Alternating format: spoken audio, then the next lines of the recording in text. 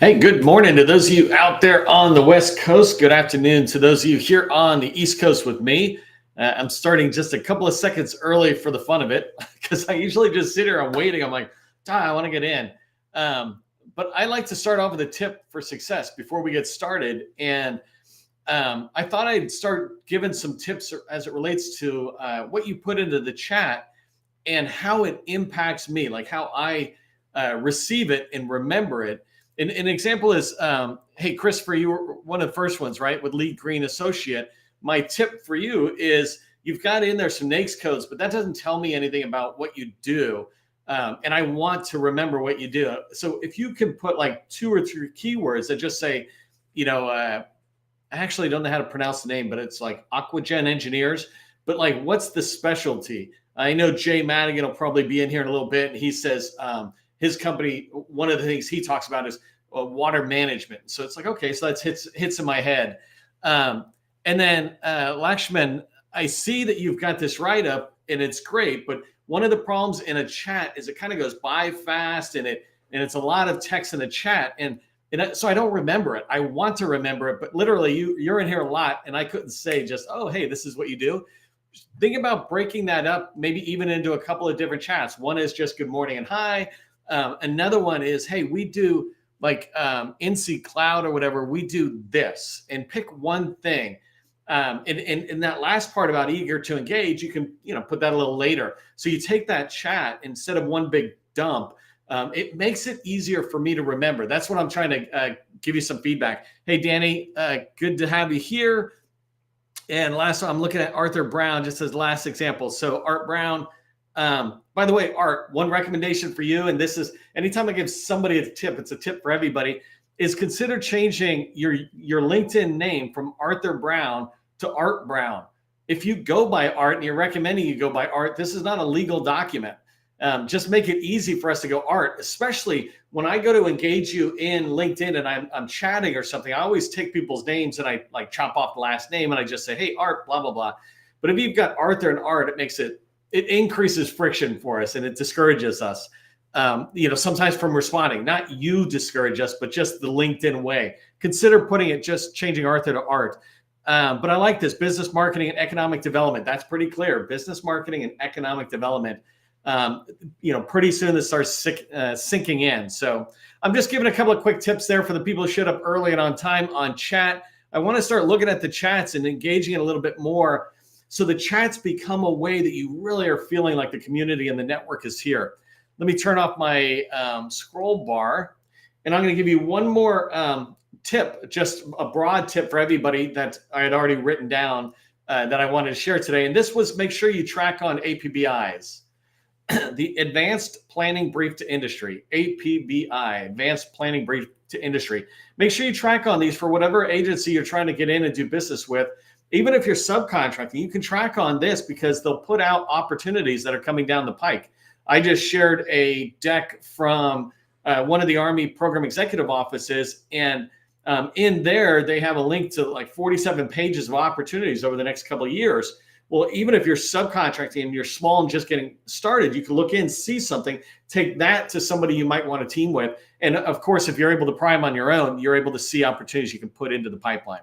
So that's my tip for success for those of you showing up early and on time. Marvin, call me Neil. Mr. McDonald is some other guy. Good to have you all here. Glad you're engaging in the chat. I'm going to engage in the training, and we will get off and running on today's training. I've been doing government contracting since 1997, since I got out of the Army, when I got out of the Army. And if you've been in my trainings, and I've done over 500 of these in the last couple of years, I almost never date myself and go that far back, but that's when I started doing government contracting. And from day one back then until now, the line has always been, it's not what you know, it's who you know. It's not what you know, it's who you know. And the problem with that kind of chicken and egg scenario is, what does it matter what you know if you don't know anybody that can receive what you know, right? And so it's really important to have relationships. Success in the government contracting space is about relationships. The reason I say it's a chicken and egg, though, is like, well, if you know people, but you don't know anything, that might not be that helpful. So you need to know something, and then you need to know people. And success in the government contracting world, again, it's about those relationships. I've done a ton of training. You can find all my training replays here on LinkedIn. You can find them in YouTube as well, but you can find them right here on my LinkedIn profile. Just go to my profile, my activity events, and you will see hundreds of them. We also have a newsletter article that keeps them all in one big list for you. So you can go back and watch those and see me do a deep dive. But today I'm going to be talking about a little bit about the value of relationships, because that's the one thing that's going to lead to success. And I'm going to dive into the how. I like diving into the how. Before we get too much farther, if you haven't already done so, introduce yourself in the chat for two reasons. One is you want to let other people in the chat know who you are. Maybe you guys can take it offline. The other is LinkedIn pushes the word out to more people saying, hey, this is where government contractors are hanging out today. And so they invite people and you grow your community. This is not my community, it's our community. And we each kind of have a responsibility to keep growing it. So just introduce yourself. You can do it in little bitty chat statements like, hey, I'm down here in San Antonio, Texas, or we do, janitorial or cybersecurity services, et cetera. You pop those in and then also engage with the other people who are commenting. If you see somebody say something interesting, put a thumbs up. Okay, so we're going to be talking about the one thing that I think will guarantee success in government contracting. Or for government contractors. And I think this is pretty universal that this might not be the highest thing on everybody's list, but everybody who would advise you would say this is one thing that will guarantee your success is if you have strong relationships, right? Remember, success in government contracting is about relationships. So if you have relationships, that one thing, if you have it in place, it will make everything else easier in government contracting. So maybe it doesn't lead directly to a contract, but maybe it leads to an advisor who gives you some feedback. One of my friends out here in the LinkedIn world is Shauna Weatherly. She came out after 30 years of being a government contractor, a contracting officer within the government. And if you have a relationship with her, maybe you're learning from her about what the government likes to see, et cetera. Maybe somebody else, you have a relationship with them and you're able to team. Somebody else, you have a relationship and you're able to hear about opportunities. And so relationships are vital. And that's why I say it's the one thing that'll guarantee success in the GovCon market or for government contractors. So today I'm going to break the training down into three areas: strategic relationship criteria. What does it mean to have a relationship? Like, what does that relationship need to look like in order to be a strategic relationship, one that's helpful to you? The second thing I want to talk about are I got 2 slides on this about the different types of relationships, just seeing relationships differently. I want you to see this as you compare that against any way you might see an individual. And the last thing I'm going to cover up on, and this one I think will be really helpful from the tactical side, is how do you manage the relationships? If I'm telling you want to have 16 relationships, 16 strategic relationships, it could seem a little overwhelming. It's like, how do I manage that? I'm married. I barely can handle one relationship. How can I handle 16? Well, business relationships are a little easier, and it's okay to be a little bit more efficient in a business relationship. And so in here, I'm going to introduce you to a simple schedule or a way of thinking about just putting a schedule in place. That's what we're going to cover down on today. If you don't know who I am, my name is Neil McDonald. I want to welcome you to my federal sales training where I provide tips for success in the federal market. I am the president of the GovCon Chamber of Commerce now, but for 20 years, I was a small business owner in the federal market. And since 2018, I've been teaching people like you that government contracting is not a secret. It's just a process. When we follow a process A to Z, we have repeatable, predictable results. That's what I want for you. That's why we're doing the training. That's what I'm hoping you'll be able to get out of today's training, is to have repeatable, predictable relationships going forward that are going to lead to your success. If you haven't already done so, subscribe to the Government Contracting Success newsletter.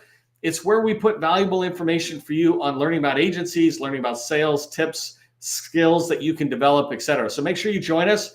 We've got about 17,200 folks in there already. And so I'd love to have you in there joining us, hearing about tips I share. The last thing is we have over 100 people registered for today's training. Thank you for doing that. When you register for training, you're giving us a simple thank you. It's the most simple way to say thanks to me and my team who put this on every single day. The other thing is you're growing the network. You're growing our broader community because other people will see through LinkedIn that you registered for training. If you registered, maybe it's interesting. Let me go check out this Neil guy and hear what he's saying. Okay, let's dive into talking about strategic relationships, beginning with the criteria.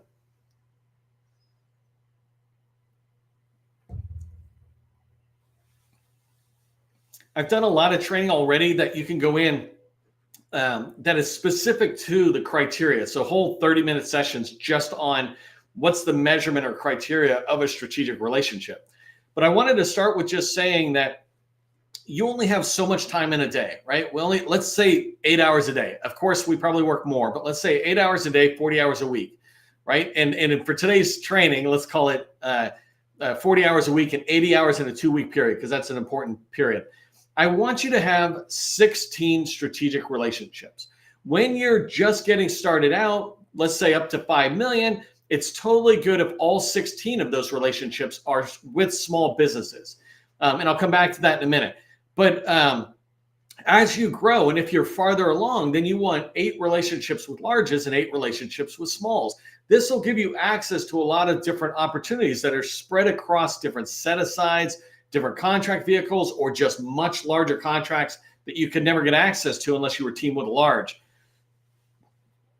One thing that's really important is I want you to remember to be protective of your time and the energy you're putting forth, right? You only have so much time in a day and a week and a 2-week period, and you want to be protective of that. You really don't want to be out there having a lot of meetings that aren't going anywhere. I call that constructive procrastination, where you're talking with people and you can justify, well, they're all in the network and they're here, but are they a strategic relationship? If you're trying to grow, you need to be protective of your time to make sure the only things you're really working on are things that are going to contribute to you achieving that success or that goal that you've set for yourself. So be protective of your time. And by having 16 strategic relationships, when they meet the criteria you set for yourself, you're going to have 16 people or 16 other companies that are driving towards your success as well. The second thing is when you're thinking about the criteria of a strategic partner, one of the first things is they've got to be willing to share. You can see this in 2 seconds on whether they're willing to share or not, right? And so you've got to look for people who are willing to share freely, whether it's introductions they make or they hear about an opportunity like, here it is. So willing to share freely is a major criteria bullet that you want to keep in mind. The third bullet that I put here is I'm suggesting that you look for companies that are 5+ million, right? I'm not discouraging you from having relationships with companies that are smaller than that. But if they're smaller than that, then the chances of them being able to be long-term growth with you is not there. You'll see on the next slide where I would put somebody who's below 5 million in there. And so the idea of a 5+ million is they're big enough and they're going after enough opportunities in their pipeline that they're able to fit you into their projects and onto their teams, right? So there's room out there. If they give you 20% of a contract, well, that perhaps represents $1 million a year, right? And again, if you're just getting started, don't go that far, right? You start much smaller. But this idea of looking for firms, your strategic partners, the criteria of the 16, they need to be big enough to be able to grow you to the next level. Fourth bullet here is they need to follow a process. And I put here at least believes, well, actually my bullet's all screwed up, but at least they believe they want to, right? You need to be able to get a feeling that they want to follow a process, even if maybe they're not, because then they can learn from you.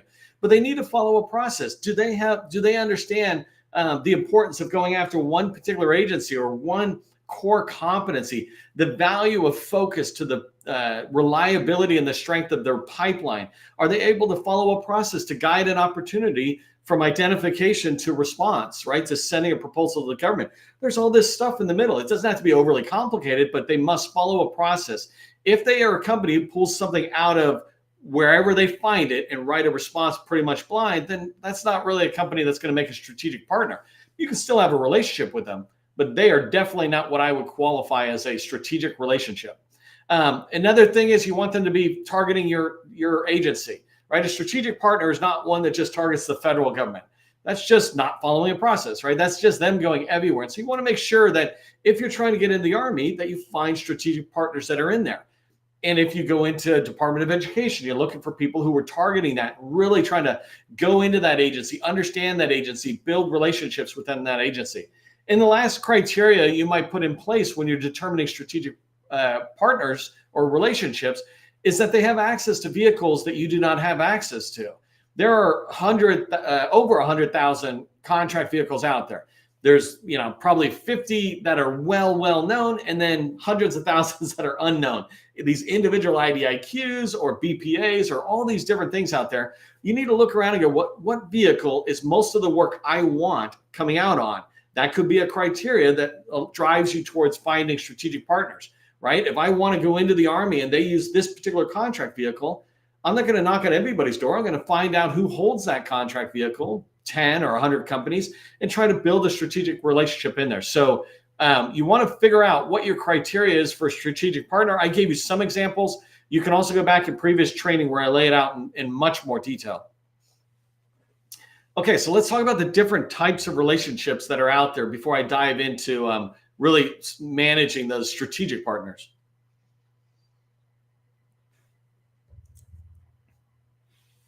So I tried to put this in the order they might evolve, right? So there's 5 different relationships here. And the first one is just your network, your broad network. So you can think about LinkedIn, you can think about leads, bunch of cards you got from a conference. Those are all just leads and your network. Those are great and they're fine. They have their position, right? I could probably pull a card out, call them up, say, hey, John, hey, Jane, I met you at the conference. You got 5 minutes so I can ask you a question, right? So that type of relationship is one that I feel like I can reach out to them. Hey, we're connected on LinkedIn. Hey, I'm connected to Jane and you're connected to Jane. Do you mind if I get 5 minutes of your time? That's what a network does is it's one step above a cold call. And then the next one is friends, or, these are people, let's say, if I'm a small business and I'm just getting started and I got another small business, it's beyond a network, right? We like each other. We're talking to each other. We want to get forward. But I consider this more like a wingman. If I'm going to a networking event, it's like, hey, let's not go alone and let's try to make contacts. Let's try to get to that speaker on stage afterwards and see if we can meet them or whatever. But these people aren't going to be able to help you grow. They'll just make you not feel alone. And being a government contractor, even being a salesperson, it's a lonely business. Even though you talk to a lot of people, it can be a lonely business from the responsibility side. So a wingman or an accountability buddy is what I consider in level 2 of the relationships. And these are professional relationships in the GovCon space. The next one is more transactional. These are teaming partners where you know them, you can reach out and you just occasionally get together and say, hey, let's team on something. And then you go away and you don't talk for a while and then you come back. This is above the network level, right? You don't really have a strong relationship, but you know of each other and you work together, but that's not a relationship.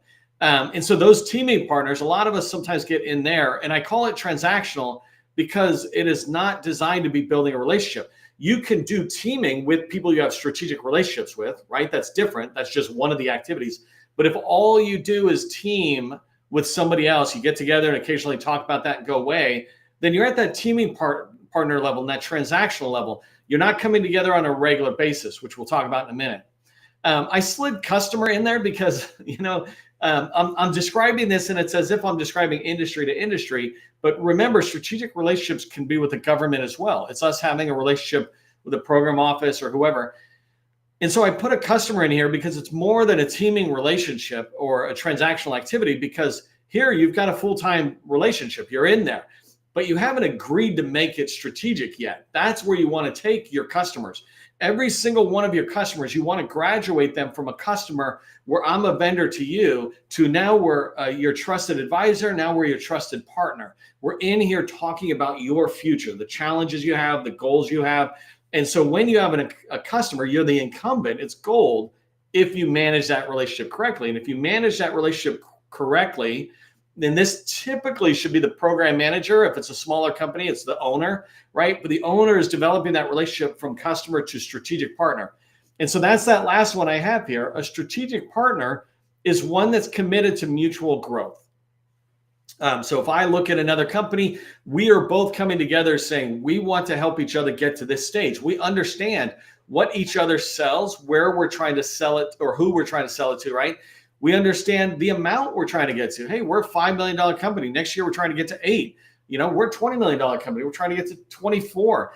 Just because a company has more dollars doesn't necessarily make them any better, right? If you're a strategic partner, it's as if you're working together without the employment or the legalities tied together. You're like, hey, we're that close. Let's come together. Sometimes you know your strategic partner better than you do colleagues in your own company, because your strategic partner, you're getting together, you're talking about where you want to go. But mutual commitment to growth is one of those things that you shouldn't have to define. You can look and go, no, They're committed to my growth. Every time they show up, they're like, anything I can help you with, blah, blah, blah. And if you know what that feels like coming from somebody else, then that's just what you deliver to them. And now you've got mutual commitment to growth, right? So that's one way of looking at the relationships, is this type of relationships. Each one of them is necessary, by the way. You want to have all of these. But when you get up to strategic partners, that's where you want to just limit it to 16 people so that you really can develop those strong relationships. A different way of looking at the different types of relationships is to understand that everybody falls into 3 categories. You can see them here. Focus and receptivity. These are the people willing to chat with you, help you learn about information, maybe make some introductions. Focus and dissatisfaction are the people with the challenges, pain points, and goals. They typically are the program office within the government, and they're the salespeople within industry. So if you're looking at a teaming partner, they're the business developer or capture manager or proposal manager who are trying to build teams, et cetera. They're the ones with the dissatisfaction. And then the focus of power is whoever can sign a deal with you. So for the government, that's a contracting officer and that team. And for industry, it could be the owner of a company. A little larger company, it might be enough to be the very people you have focuses of dissatisfaction with, like, director or VP of business development might have the authority to put those relationships in place. Whoever it is, a focus of power has the ability to put their stamp of approval on that everybody else in their organization just buys. So you want to think about, as you're building relationships, you actually want them with the focuses of dissatisfaction and focuses of power. The focus of receptivity is not a strategic relationship because there is no mutual growth. They don't have anything they want or need. They're just willing to help you. So they're great, they're necessary, and you want to build those relationships. But strategic relationships, those 16, need to be the focuses of dissatisfaction and focuses of power. So before I move to the last slide, which is talking to you about how to kind of schedule this and make it happen, I just want to share exciting news. We've been teaching for 7 years now, small business government contractors, how to succeed, right? We talk about government contracting is not a secret. It's just a process. We teach the process all the time. Now we're getting ready to release a tool. It's a web-based tool that's going to solve the biggest challenges, the top 3 biggest challenges that small business government contractors have. I want to be able to help you get indoors to meet with federal buyers. I want you to be able to find those teammates who want to work with you. And I want to help you identify, pursue, and respond to opportunities that you can win. And so that's what this tool is going to do. Our goal is to really make it not only efficient for you to get things done, but make it easier for you to be successful as a government contractor. If you're interested in learning more when we drop this and release it, govconinabox.com. Just come out there and join our wait list. govconinabox.com. Okay, so let's kind of end here on today's training with simple schedule to manage relationships.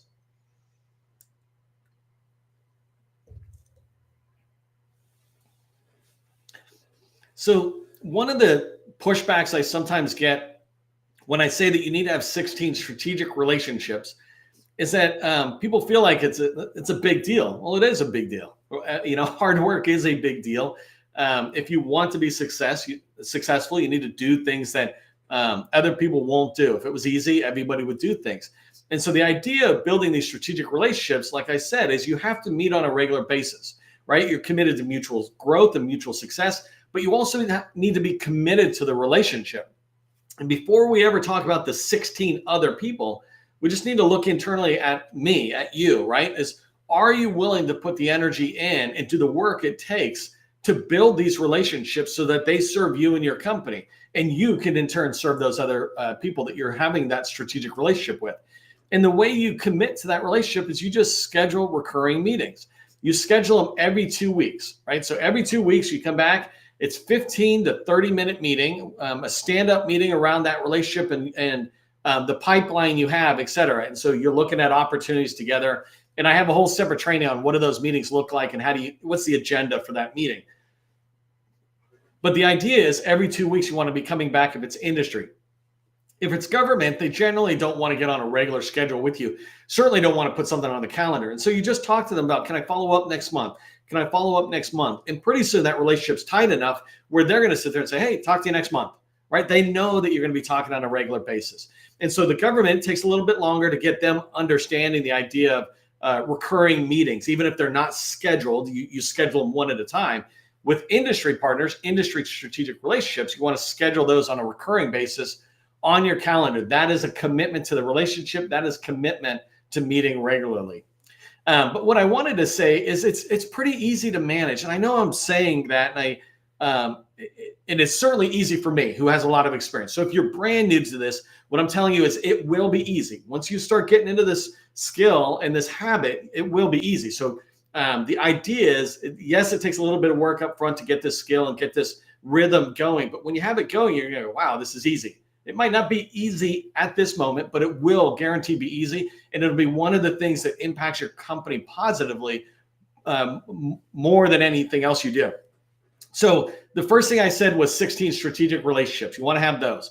So if you think about 16 strategic relationships, you're going to meet with them 30 minutes every 2 weeks. And if you take 30 minutes, a 30-minute meeting, and multiply it by 16 companies, that's 8 hours. 30 minutes times 16, 8 hours. You're committing 8 hours to meet with strategic partners every 2 weeks. So you got 80 hours and you just took 8 hours away from meetings. The next bullet I said is, then you want to add in 8 hours of prep, pre and post activity. So prep time and writing meeting minutes and action items afterwards. So you just add in another 30 minutes. And so now we're basically saying 1 hour every 2 weeks dedicated towards your strategic relationship times 16 relationships means you're using 16 hours. And so you've got 16 hours out of an 80-hour work week over a 2 week period, right? 16 hours out of an 80-hour work week to manage those 16 relationships. And think about this, right? Those are 16 salespeople that are out there at different companies, largest and small companies, that are identifying opportunities that might be good for you and for them to work together. You could potentially do this as a brand new small. It takes you time to build a relationship, but you could strategically build these relationships that you would have 16 people working for your company. You are going to be also trying to add value to the relationship, right? But at the moment, I'm talking more about what do you get out of it.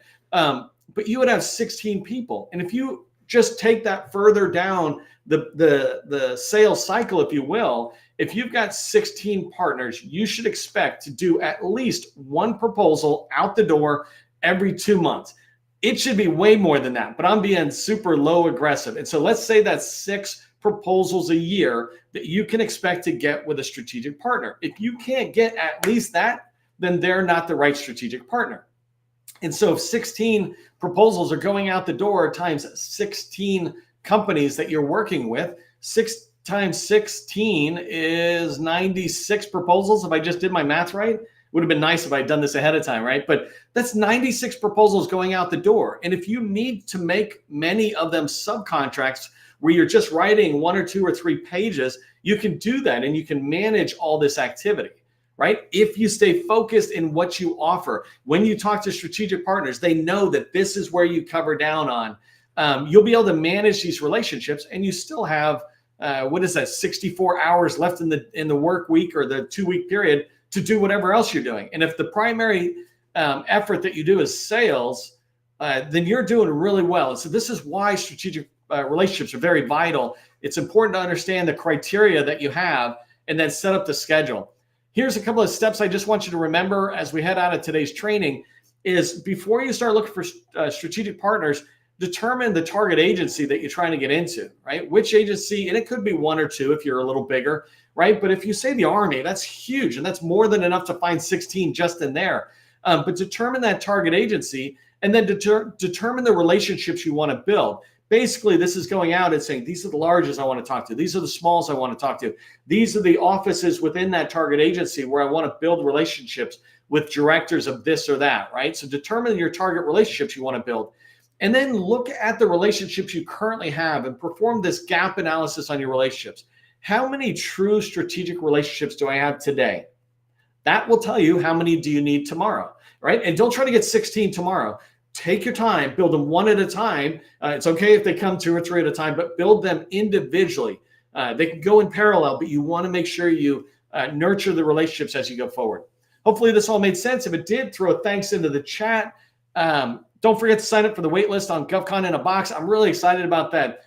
The whole tool set that we're going to be rolling out, we'll slow roll it out, but I'm very excited to bring it to the small business community, to our community. And just as you move through your week, just remember government contracting, it is not a secret. It's just a process. I will see you in the next training.